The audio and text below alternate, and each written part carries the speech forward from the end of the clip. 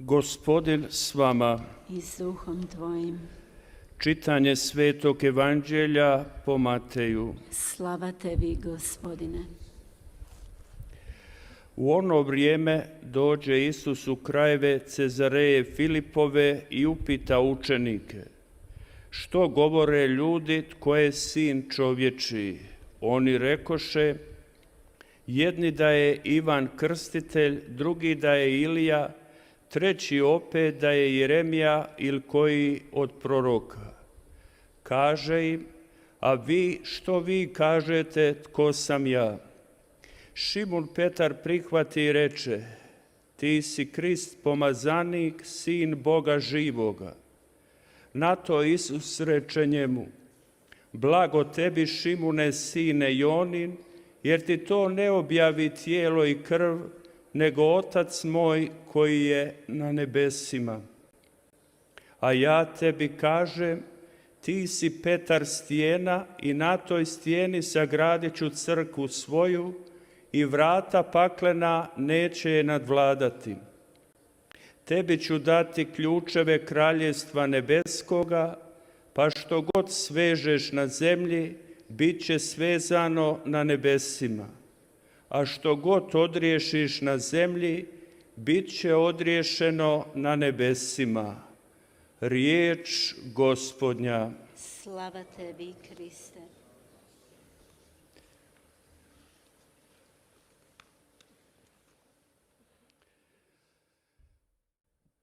Draga braćo i sestre, dragi vjernici, 사랑하는 형제자매 신자 여러분, čudesna puta i uporišta vjere pred nama. 우리 앞에 두 갈래의 놀라운 아름다운 길이 있습니다. 시간, 환경, 내외적인 어려움, Na naš pogled i na doživljavanje crkve i crkvenosti. 우리들의 관점에 영향을 미치고 Sjećamo dubinu 교회를 이해하는 데도 영향을 미칩니다. 신자들로서 아름다움을 발견합니다. 신앙의 여정입니다. 베드로와 바오로입니다. 이 두 분이 가신 길, 두 분은 서로 매우 다릅니다. 하느님께서 이렇게 두 분을 통해서 어떤 일을 하시는지 보여주셨습니다. 베드로 성인과 바오로 성인의 삶, iznimne dvojice Kristovih učenika pokazuje 그분들의 인생의 여정은 교회의 기본이 무엇인지 보여주었습니다. 베드로는 izabrani kao 한동안은 시몬이라 불렸습니다. 그러나 이제 베드로라 불립니다. 예수님께서 교회의 반석으로 그를 선택하셨고 베드로라 하셨고 그를 당신의 양떼의 첫 번째 목자로 선택하셨습니다. 하지만 세 번에 걸쳐서 그리스도를 부정했습니다. 그 결과 제정신을 차렸을 때 베드로는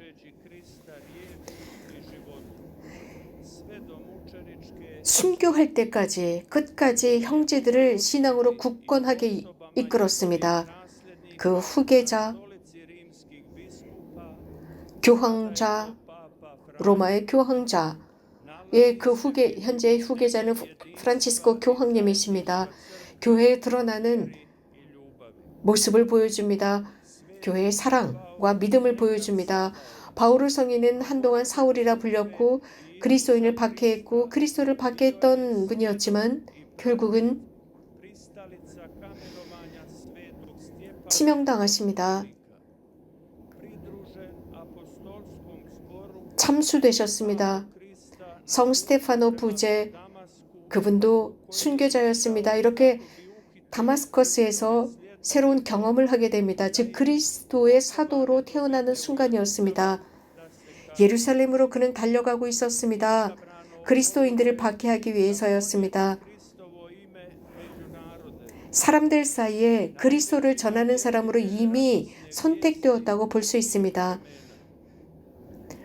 모든 인류, 모든 시대에 가장 위대했던 기쁜 소식을 전하기 위해서 선택된 베드로와 바오로였습니다.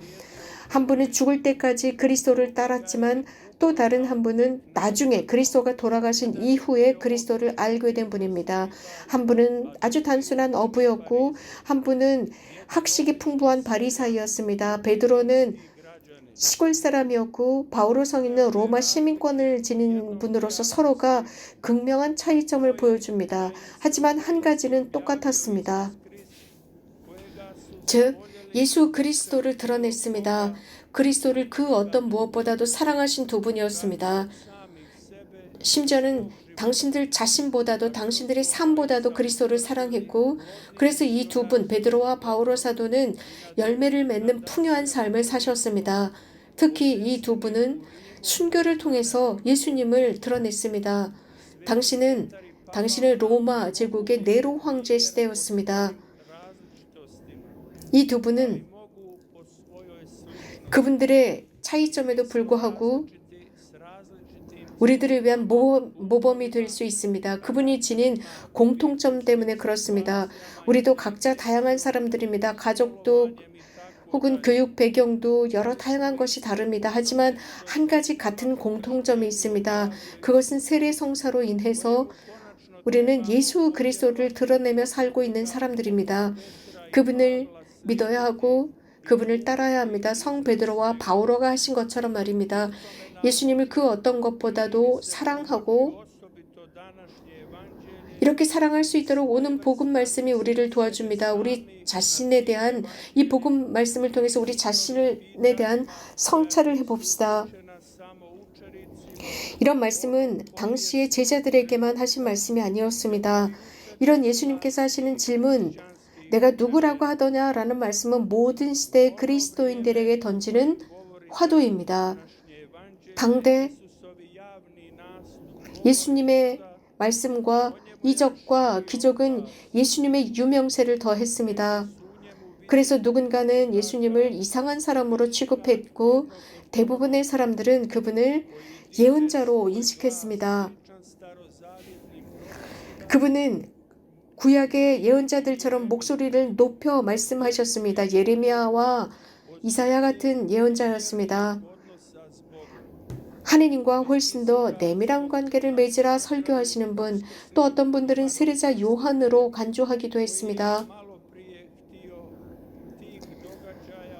얼마 전에 헤로데에 의해서 체포당하고 참수당한 세례자 요한이 다시 태어났다라고도 했습니다. 바오로 성인께서는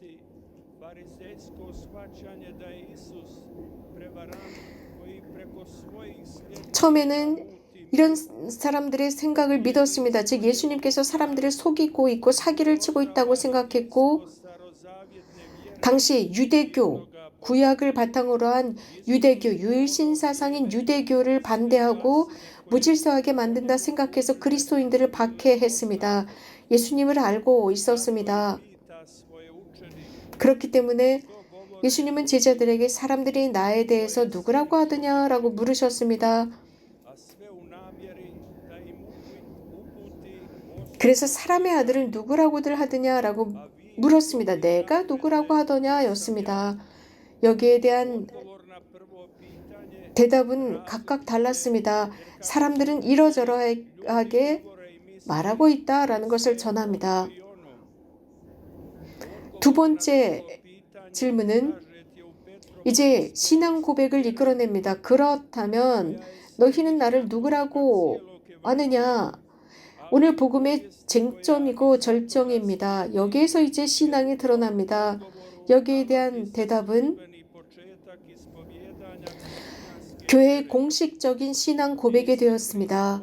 베드로는 스승님은 살아계신 하느님의 아드님 그리스도이시다라고 했습니다. 이 대답을 통해서 나자렛의 예수 그리스도는 공식적으로 인정받은 것입니다. 메시아입니다.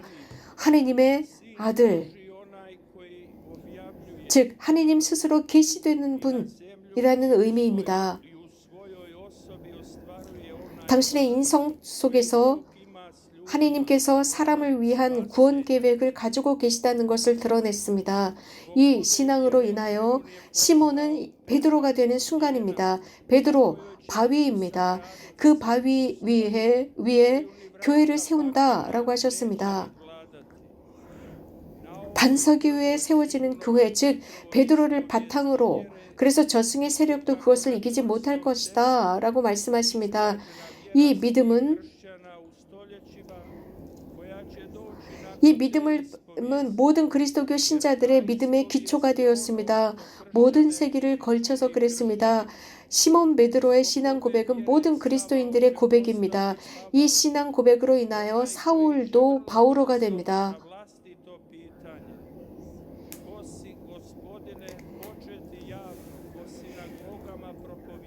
당신은 누구십니까? 주님이다 라는 말을 듣고 바오로는 설교를 하기 시작합니다. 생생한 말로 하느님을 전합니다. 하느님께 감사드리면서 설교를 시작했습니다. 그럼으로써 이제 그리스도교가 이단이 아니라 당대 모든 사람들을 위한 기쁜 소식임을 바오로는 인정하고 전합니다. 모든 문화와 민족과 모든 시대를 넘어서는 기쁜 소식이었습니다. 많은 이들이 우리들을 그리스도인이라 칭합니다. 그렇다면 그리스도인이라는 게 무슨 뜻인가 질문해 본 적이 있습니까? 크로아티아 문화에서 많은 사람들, 크로아티아는 많은 이들이 카톨릭 신자라고 합니다. 카톨릭 신자, 그리스도인 신자다라고 하지만 우리가 살고 있는 이 사회 자체가 그리스도적인 사회라고는 할 수 없습니다. 그리스도인적인 사회가 되기 위해서는 우리 그리스도인들이 대답해야 합니다.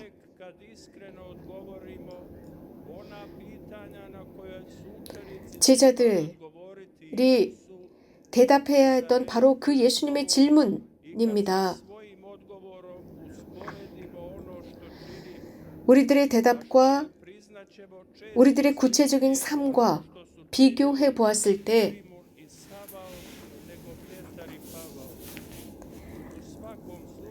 그것이 사회에서 구현되느냐의 여부입니다. 예수님은 제자들에게 물으셨습니다. 우리가 들은 복음 말씀처럼 우리에게도 그 질문을 하고 계십니다. 사람의 아들을 누구라고 하느냐? 너희는 나를 누구라고 생각하느냐? 이 두 가지 질문입니다.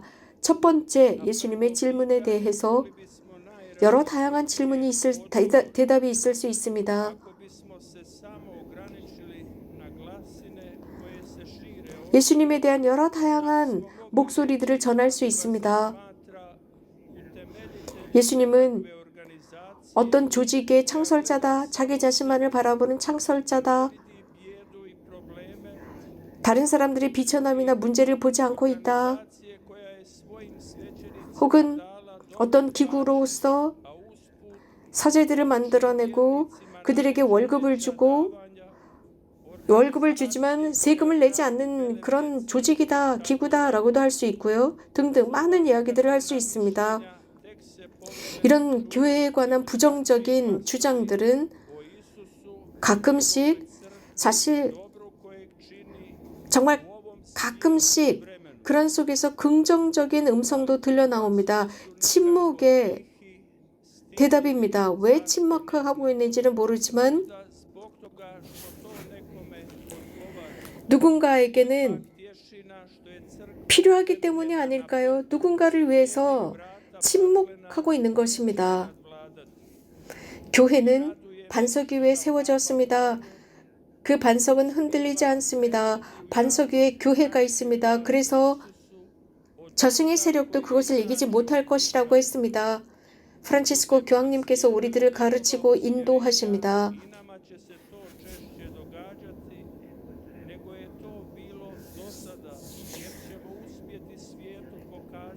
교회의 필수적인 요소가 무엇인지 우리는 세상에 드러낼 수 있습니다. 그것은 예수님의 형상입니다. 이런 일들이 우리들에게 일어날 수 있도록 하기 위해서 가장 중요한 것은 예수님께서 제자들에게 제시한 두 번째 질문입니다. 그러면 너희는 나를 누구라고 생각하느냐? 정말 나에게 예수님은 누구일까요? 답은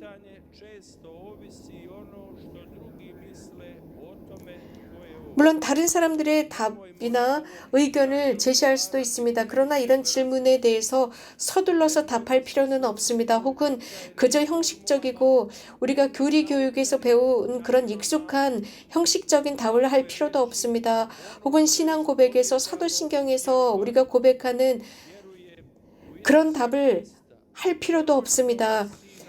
하느님의 외아들이시며 성령으로부터 나오신 분, 하늘로부터 내려오신 분, 다양한 대답을 할 수 있습니다. 자, 이런 대답을 해놓고 나서 우리가 교회 밖에 있을 때, 가정 안에 있을 때, 즉 미사가 끝나고 집으로 돌아가서 직장에서, 가정에서, 혹은 친구들과 동료들과, 혹은 다른 이들과 함께하면서 그 중에서도 이 사회에 소외받은 이들과 함께하면서 나는 예수님을 누구라고 생각하고 있을까라는 답의 질문에 나는 어떤 답을 할 수 있을까요? 예수님은 나에게 누구일까? 예수님은 나의 삶에 어떤 의미를 주고 내 일상에 어떤 위치를 차지하는 것일까? 자, 나의 관점은 가장 먼저 대답하기 전에 잘 숙고해야 합니다. 그래서 주님께서 신앙 안에서 우리들을 밝혀주시도록 해야 합니다. 반석 위에 교회를 세우시고 바울을 통해서 온 세상의 말씀을 전하셨습니다. 우리들의 삶의 마지막 순간에 이 신앙을 분명하게 증언할 수 있도록 노력합시다.